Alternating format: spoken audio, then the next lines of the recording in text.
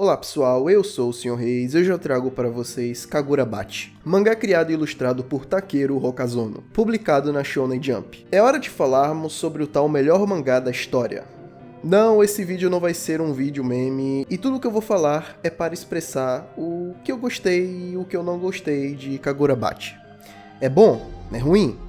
Olha, quando eu li Kagurabachi pela primeira vez, assim que ele tinha acabado de lançar, eu confesso que todos os elementos apresentados no início não despertaram nenhuma forte impressão positiva que me fizesse ter grandes expectativas ou uma grande estima pelo mangá. Uma comparação que eu posso fazer entre as dezenas ou centenas é que eu acho o início de Dandadan mais interessante e melhor. Com isso falado, minha opinião sobre Kagurabachi aumentou consideravelmente e agora eu tenho mais apego pela obra. Chihiro Rokuhira é o filho e o aprendiz de um ferreiro que é uma figura famosa por forjar 6 espadas que contribuíram para o término de uma guerra no Japão. As 7 espadas mágicas, extremamente poderosas, que agora retornaram para a posse do seu criador, são guardadas e escondidas do mundo que sabem de sua existência e poder. Mesmo escondidas, as espadas são encontradas e roubadas, e durante o roubo, o pai de Chihiro é morto, o deixando com 2 coisas muito importantes: um ódio vingativo e a 7ª espada mágica que quase ninguém sabe que existe.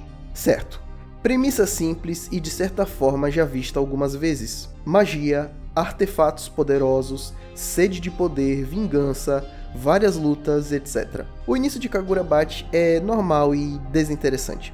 Para mim, o design do protagonista é sem inspiração, o que parece refletir a sua personalidade ou a ausência dela, que contribui para uma leitura sem muitas emoções.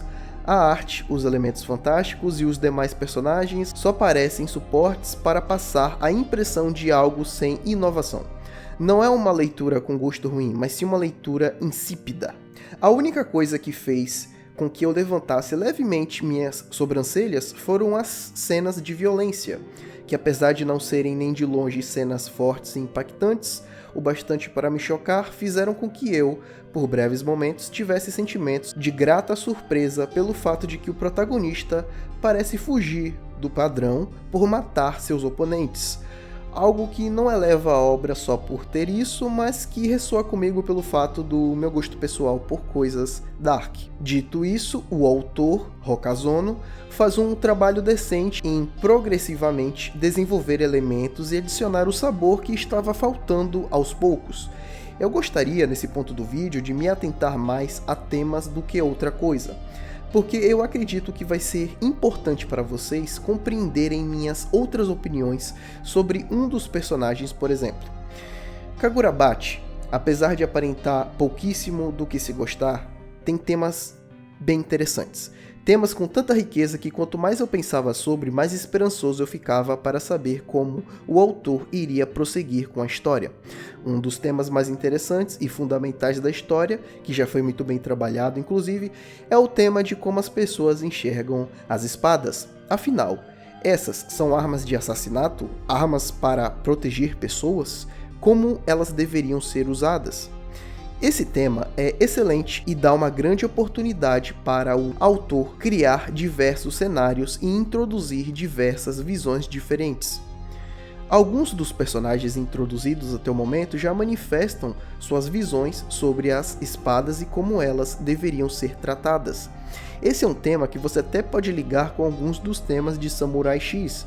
Não é algo novo, mas é certamente algo interessante, uma fonte talvez inesgotável de discussão e visões. Outro tema é sobre o controle do governo sobre as espadas. O governo deveria ter elas, guardá-las, ou talvez usá-las para garantir a segurança pública?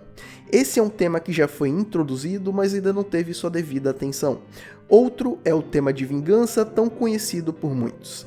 Assim, eu fiquei surpreso por nenhum dos personagens questionar as ações do Chihiro até agora. Não porque eu tenha uma séria aversão às suas ações ou as desaprove, mas eu estou muito acostumado com o conflito interno do Vingador em matar as pessoas, se perder em ódio e etc. Algo que até o momento não foi levado em consideração.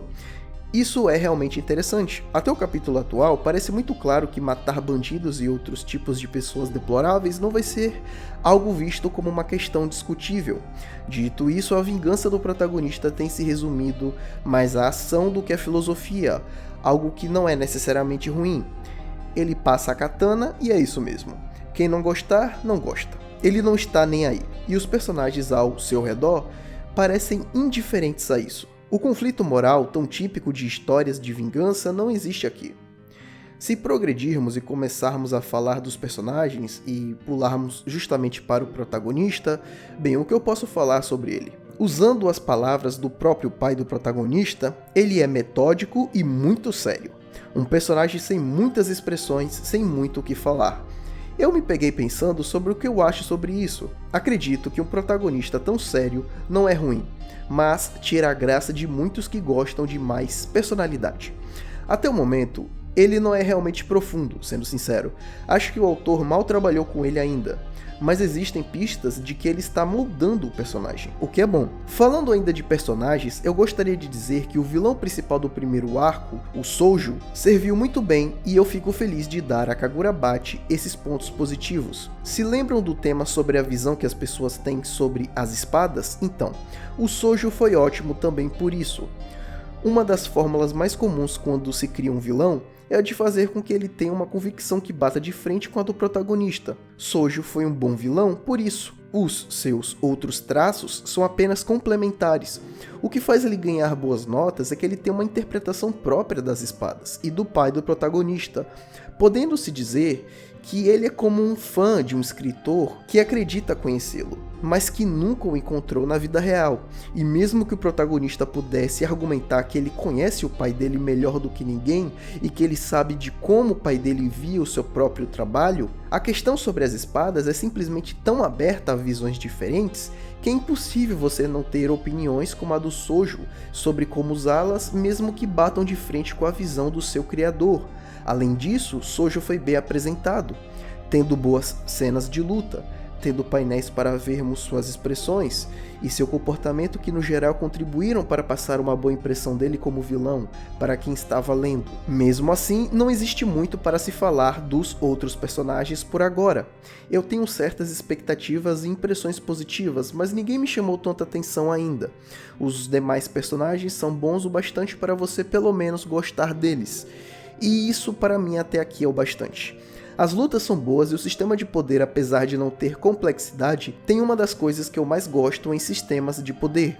Algo muito simples, mas muito importante: limites. Quando você limita as opções de ataque, defesa e etc., dando habilidades limitadas, como as das espadas mágicas, você força as lutas a terem estratégia e planejamento, algo muito bem-vindo por mim. Porém, essas limitações, embora aplicadas aos objetos mais importantes da história da obra, as espadas, não realmente foram esclarecidas no que se refere à magia. Em fato, sabemos muito pouco ainda sobre magia nessa obra, algo que pode melhorar no futuro. Eu compartilho da opinião do que acredito ser a maioria das pessoas sobre a arte de Kagurabachi. Não existe nada de especial, exceto quando tem. A arte e o design passam uma impressão simplista e cartunesca, mas quando o autor quer, ele consegue desenhar painéis lindos. E uma coisa que não posso deixar de mencionar é o trabalho dele com painéis que me agradou bastante pela sua organização em certos momentos. E essas são as minhas impressões sobre Kagurabachi, um mangá bom que definitivamente vou acompanhar com altas expectativas. Estou aqui para dizer que esse mangá pode ter uma qualidade altíssima no futuro. A nota que dou a Kagurabachi é 7. E isso é tudo por hoje, pessoal. Eu espero que vocês tenham uma ótima experiência enquanto estiverem lendo Kagurabachi, ok?